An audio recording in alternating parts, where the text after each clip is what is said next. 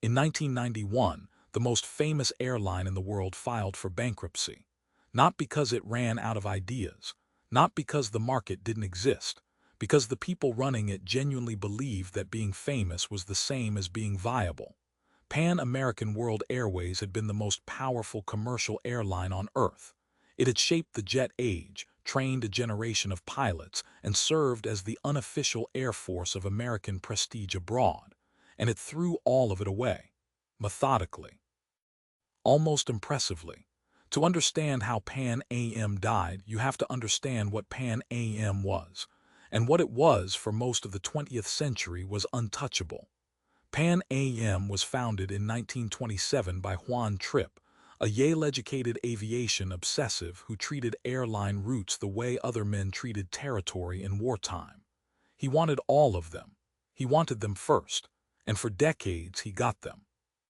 By the 1940s, Pan Am was operating flying boats across the Pacific and Atlantic, routes no other airline dared attempt. It was carrying diplomats, generals, and heads of state. The U.S. government wasn't just a regulator, it was a partner. The Civil Aeronautics Board had granted Pan Am a near monopoly on international routes out of the United States. This was not an accident. This was policy. Pan Am was, in the language of the era, America's chosen instrument. The chosen instrument did not need to compete. It needed to perform. By 1968, Pan Am was operating to over 160 destinations across 6 continents. Its revenue was reportedly around $1.2 billion annually. Its training facilities, its reservation systems, its ground infrastructure, all of it was world-class. It was the gold standard. And Juan Trippe, never a man to leave well enough alone, decided the gold standard needed to be bigger. In 1966, Trippe placed an order for 25 Boeing 747s. The 747 did not yet exist. Boeing had not yet figured out how to build it. The order totaled an estimated $525 million, roughly $4.7 billion in today's money. Trippe placed it anyway because Trippe believed that whoever owned the future of aviation would own aviation. He was not entirely wrong about that. He was just completely wrong about the timing. The 747 entered service with Pan Am in January 1970. It was a genuine marvel, the largest commercial aircraft ever built, carrying up to 400 passengers. The press called it the jumbo jet. Pan Am called it the future. The fuel crisis of 1973 called it a liability. The 1973 oil embargo sent jet fuel prices through the ceiling. Pan Am's operating costs exploded. The 747, which required enormous passenger loads to turn a profit, was suddenly flying half full on routes where the economics had never quite made sense. The planes were magnificent. The spreadsheets were not. And here is where we reach the first great moment of institutional denial. A leaner airline would have grounded aircraft, renegotiated contracts, cut routes. Pan Am did make cuts, but Pan Am also continued to project confidence it had not earned, because Pan Am had never had to earn confidence. It had always simply had it. Then came 1978, the Airline Deregulation Act. This was the turning point. Not a bomb, not a crash, not a single catastrophic decision, just a piece of legislation that removed the regulatory protection Pan Am had built its entire business model around. Before deregulation, Pan Am's international monopoly was guaranteed by the government. After deregulation, competitors could bid for the same routes. Suddenly, airlines that had spent decades becoming operationally efficient, Delta, American, United, were coming for Pan Am's lunch. And Pan Am was not ready. Pan Am had never needed to be ready. Pan Am's critical weakness was exposed almost immediately. It had no domestic route network. Every other major carrier used profitable domestic routes to feed passengers into their international flights.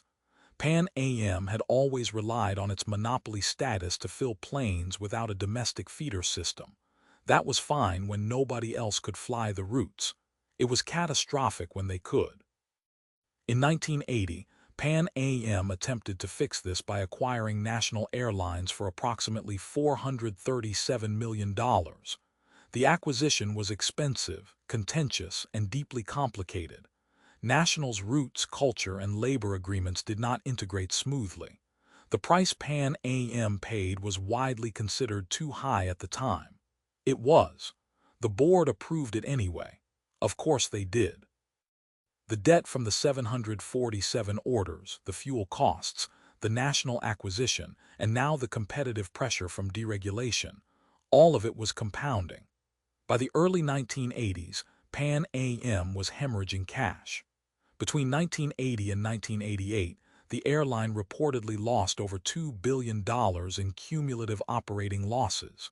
$2 billion. The response was asset liquidation. In 1981, Pan Am sold its iconic headquarters, the Pan Am building in Midtown Manhattan, to Metropolitan Life Insurance for $400 million. It was a transaction that told the entire industry exactly where Pan Am stood. You sell your headquarters when you are not planning for the future. You sell it when you are buying time. In 1985, Pan Am sold its Pacific routes, the routes Juan Trippe had bled to build, the routes that connected the United States to Japan, Hong Kong, and the Pacific Rim, to United Airlines for approximately $750 million. Those routes were among the most profitable Pan Am had. They sold them to pay the bills. United Airlines, to its credit, has been flying those routes profitably ever since. Think about that for a moment. Pan Am sold its best assets to fund an operation that was producing losses. It was eating the seed corn to survive the winter with no plan for the spring. Then came December 21, 1988. Pan Am Flight 103 departed London Heathrow bound for New York. It did not arrive. A bomb, planted by Libyan intelligence operatives, detonated over Lockerbie, Scotland. All 259 people on board were killed. 11 people on the ground died as well. 270 people total. The Lockerbie bombing was a human catastrophe of the first order. It was also, in the coldest financial terms, the event that made Pan Am's recovery impossible. Bookings collapsed. Passengers who had the choice chose other carriers. An airline is, at its core, a promise that you will arrive. Pan Am could no longer credibly make that promise in the public's mind. Revenue fell sharply in the months following Lockerbie. The airline that had once been the aspirational carrier, the airline of the jet set, of presidents of the future, was now the airline associated in the public consciousness with catastrophic failure. Perception in aviation is not just marketing. It is oxygen. Pan Am attempted one final restructuring in the early 1990s.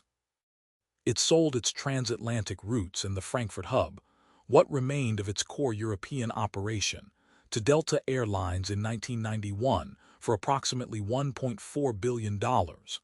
Delta got the routes, the gates, and a significant portion of Pan Am's remaining staff. Pan Am got a check, and approximately nothing else worth having.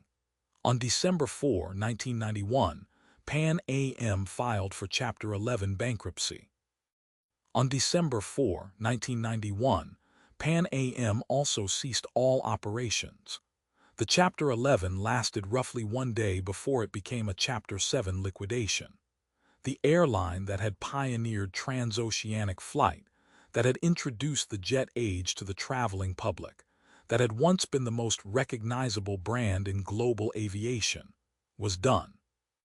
The final irony: the Pan Am name was purchased, licensed, and relaunched multiple times by smaller carriers attempting to trade on the prestige of the brand. None of them survived long. It turns out that a brand, divorced from the operational excellence that built it, is just a logo. So what is the lesson here? It is not that ambition kills companies. Pan Am's ambition built something genuinely extraordinary.